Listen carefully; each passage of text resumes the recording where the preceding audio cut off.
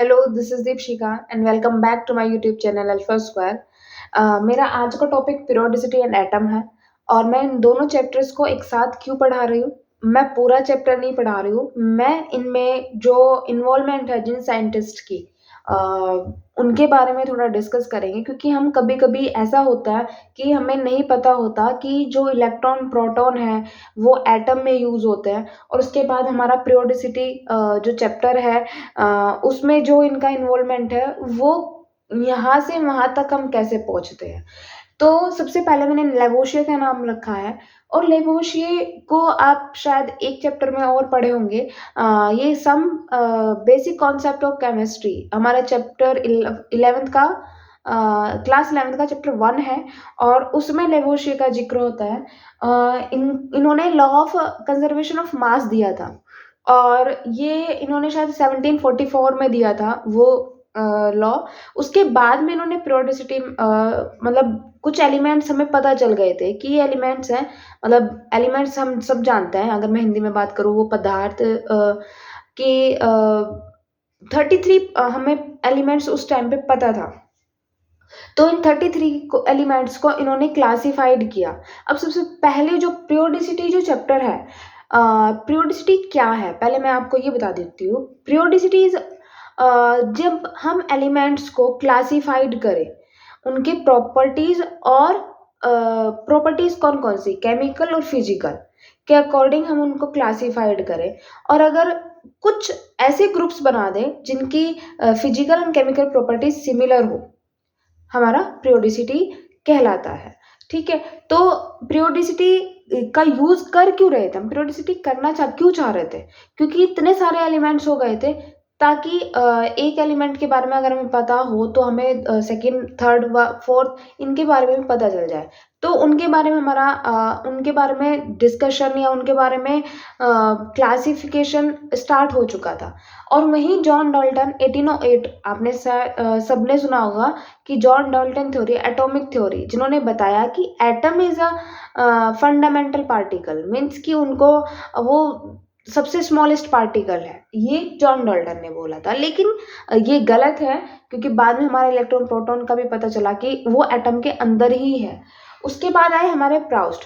एक बात और बता दूँ, लेवोशिए को फादर ऑफ केमिस्ट्री भी बोला जाता है क्योंकि इन्होंने किसी पॉइंट को स्टार्ट कर दिया था, किसी के बारे में डिस्कशन स्टार्ट हो चुका था। जैसे जॉन डाल्टन जॉन है फिज़िक्स के क्योंकि इन्होंने एटम के बारे में किसी ने स्टार्ट कर दिया था कुछ, मतलब पता करना कि शायद चावल के दाने की बात, शायद वो भात खा रहे थे, मतलब चावल खा रहे थे और उनको पता चला कि पेट तब भरता है जब हम पूरा खा लेते हैं और इसका छोटा दाना जो चावल है, ऐसे हमारा कोई भी अगर हमारे पास कोई भी सब्सटेंस है, कोई भी लिक्विड कुछ भी है, तो उसका सबसे छोटा पार्टिकल जो तोड़ा नहीं जा सकता होगा, वो एटम होगा। उसके बाद प्राउस्ट आए, प्राउस्ट ने बोला, जैसे इन्होंने लेबोशियर ने क्या बोला कि मेटल एंड नॉन मेटल में इन्होंने क्लासिफाइड किया इन 33 एलिमेंट्स को। प्राउस्ट ने बोला कि जो 33 एलिमेंट्स है ना, ये सभी के सभी जितने भी एलिमेंट्स हैं, जो भी आगे आएँगे, वो सभी के सभी हाइड्रोजन से मिलके बने हुए हैं। फिर हमारे डॉबिन्डर आए। डॉबिन्डर ने क्या बोला कि अगर हमारे पास 3 एलिमेंट है और उनका मास, ये एटॉमिक मास से ही आप क्लासिफिकेशन कर रहे थे क्योंकि नहीं पता था उस टाइम पे कि हमारा इलेक्ट्रॉन भी है, क्योंकि इलेक्ट्रॉन का तब तक नहीं पता चला था। उसके बाद जो डॉबिन्डर थे इन्होंने ट्राइड्स दिए। ट्राइड्स क्या थे कि अगर ए और सी का जो मास है, वो मिडल वन के मास के इक्वल होगा। कैसे? कि अगर इनका मीन कर दे तो। मतलब mass of A, mass of सी का मीन, मीन से क्या मतलब by 2 equals to mass of B, ठीक है। अब हमारे न्यूलैंड, नॉन इन ये शौकीन थे थोड़े म्यूजिक के भी। इन्होंने 1869 में अपना जो न्यूलैंड ऑक्टेव लॉ दिया। इन्होंने बोला कि जो सारेगामापा जितने भी 8 सुर हैं, उन्होंने उनको अरेंज किया अपने सारे एलिमेंट्स को, हाइड्रोजन, हीलियम, इन सभी को अरेंज किया और पता किया। उस टाइम नोबेल गैसेस नहीं मतलब पता था, उनके बारे में कुछ भी नहीं पता था। तो जैसे ही उन्होंने बोला कि फर्स्ट और जो 8th एलिमेंट होगा, 8th एलिमेंट को उन्होंने डाउन साइड रखा और मतलब अरेंज कर रहे थे, वो सीरियल वाइज लिख रहे थे। उन्होंने कहा कि जो फर्स्ट वन की जो प्रॉपर्टी है वो 8th वाली प्रॉपर्टी के सिमिलर होगी। ये हमारे न्यूलैंड का कहना था। और हमारे पास फिर आ गया लॉथरमेयर। सॉरी, ये जो 1869 नहीं 1863 है, क्योंकि जो 1869 है वो 2 जगह आपको याद करना पड़ेगा। याद करने की ज़रूरत नहीं है, लेकिन हाँ, ये जो 2 साइंटिस्ट हैं, लॉथरमेयर एंड दिमित्री मेंडलीफ, ये दोनों एक साथ ही काम कर रहे थे। एक साथ से मतलब एक ही लैब में नहीं, लेकिन हाँ, एक ही ईयर में, इन 1 year they introduce the periodicity, एक अलग ही लेवल पे ये लेके गए। इन्होंने तो कर्व में अपना रखा कि जो टॉप पे है उनकी प्रॉपर्टी सिमिलर है। इन्होंने कर्व के अकॉर्डिंग पीरियोडिक किया इन्होंने, मतलब एलिमेंट्स को। लेकिन वहीं दिमित्री मेंडलीफ ने टेबल बना दी, और बहुत ये सबसे जो मतलब इस तरह से जिन्होंने इंट्रोड्यूस किया वो मेंडलीफ थे। ठीक है, तो ये हमारा 1869 में हो रहा था, दोनों काम एक साथ। इसीलिए इनको ज्यादा जैसे किसी भी बात का जो वजन था वो मेंडलीफ का था, लेकिन लोथरमेयर के इस कर्व वाले डिस्कशन को छोड़ दिया गया। और ये पढ़ाया जाता है कि हम कहाँ से कैसे और कहाँ तक पहुंचे, हम पीरियोडिसिटी में, पीरियोडिक टेबल कैसे बने। ठीक है, ये 1863 में था। और डॉबिनेर 1829 के अराउंड ये अपनी बात रख रहे थे, 1829 के अराउंड।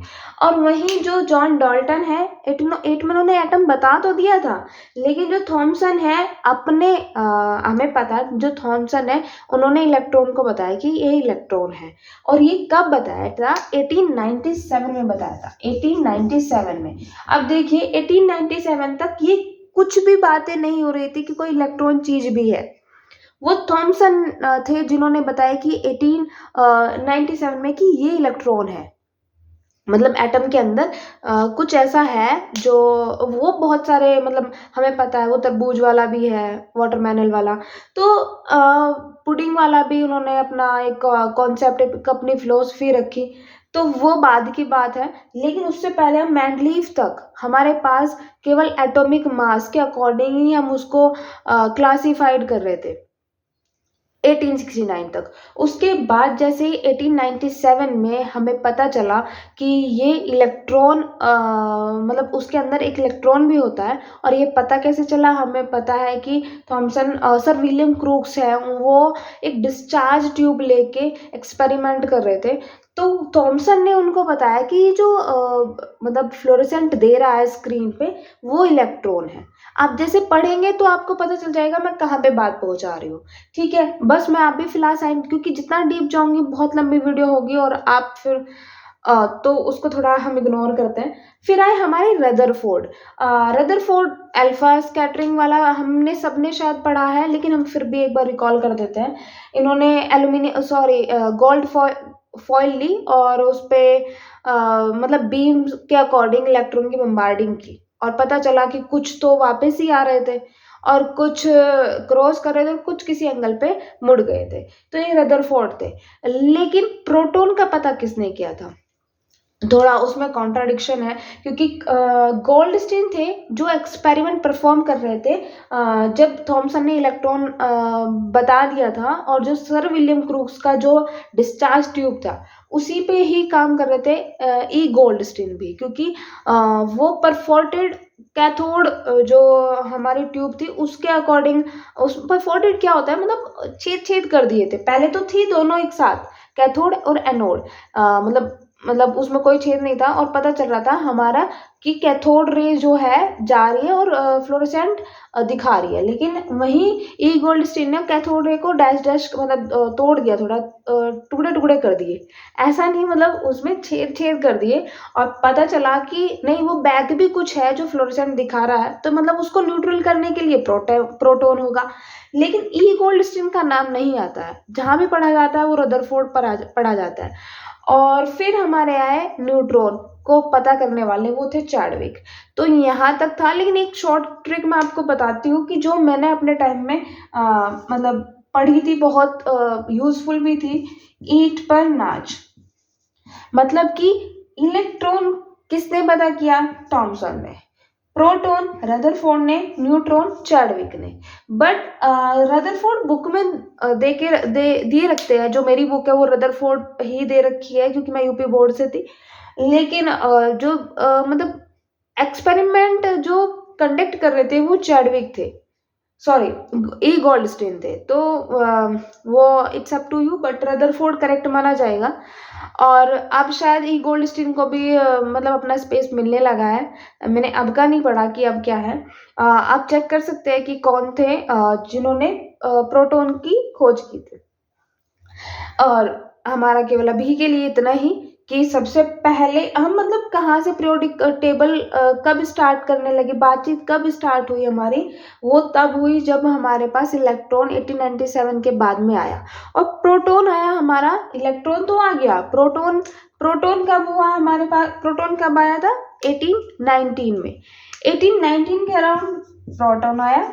उसके बाद में जो न्यू 1932 में, और ये इलेक्ट्रॉन 1897 में। तो मतलब 97 तक तो मैंडलीफ अपनी बात रख चुके थे। उसके बाद हमारे यहाँ है मोज़ले, मोज़ले बोलते हैं इनको। और मोज़ले ने बताया कि नहीं, क्योंकि इलेक्ट्रॉन पता चल गया था कि नहीं, आप एटॉमिक मास से नहीं, एटॉमिक नंबर से आप अरेंजिंग कीजिए अपने एलिमेंट्स की। जो मोज़ले थे 7 नंबर पे,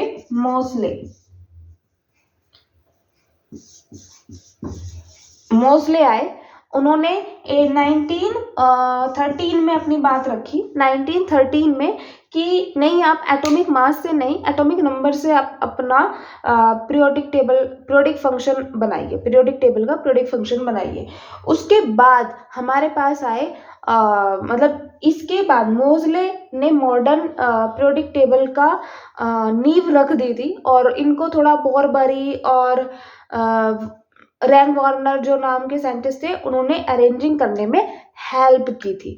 थोड़ा कभी कभी कंफ्यूजन हो जाता है कि मॉडर्न पीरियोडिक टेबल को कभी कभी पूछ लेते हैं, तो मोज़ले का बहुत बड़ा हाथ रहा, क्योंकि उन्होंने बताया कि नहीं, आप एटॉमिक नंबर से आप पीरियोडिक मतलब एटॉमिक नंबर है पीरियोडिसिटी का पीरियोडिक फंक्शन, ठीक है। उसके बाद बोरबरी और रैंग वार्नर ने केवल हेल्प की थी। मैं नेम लिख देती हूँ।